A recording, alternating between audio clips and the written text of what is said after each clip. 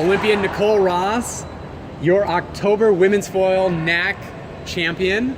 Nicole, how does this win today compare to previous results? Yeah, well, I've never won a Division I NAC before, which feels kind of unbelievable because I've been fencing for so long and on the senior level for so long. But it's really special to me to win the first one.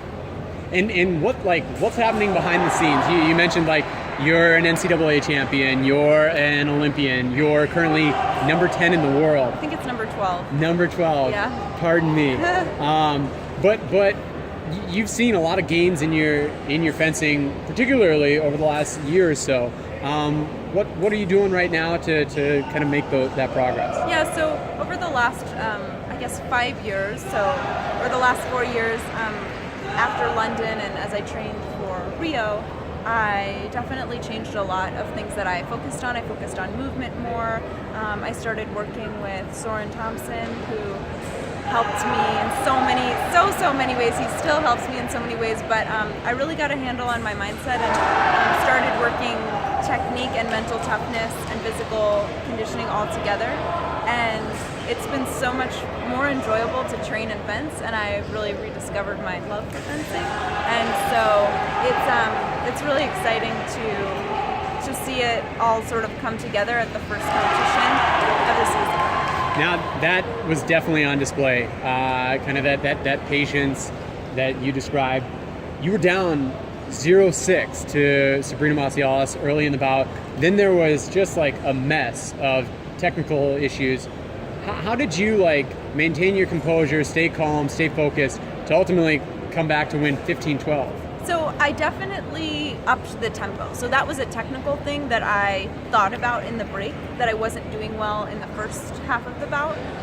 So I tried to up the tempo and sort of to match her tempo. And I think that helped me get a better feeling for when I could go in, when I could parry, et cetera, et cetera. She was fencing, I thought, really well, and I just tried to stay mentally focused and not give up on myself too early. I think I was shrugging my shoulders a lot. I was not really displaying the best body language, so I tried to talk myself back into the bout during that time and just focus on the process instead of the outcome. And with you changing your tempo, how did you feel Sabrina react to that? I felt like I had more opportunities to hit her and more openings than I did previously. So I'm not exactly sure how she reacted, but could you feel it in how she was responding to your actions or even the pressure? A little bit. I felt like I had more of an opportunity to make my opponent fall short, to step in. So yeah, I think it changed the game a little bit. Now with this, as you mentioned, a great way to kick off the season. Here in October, you'll be in Cancun next week for the first World Cup.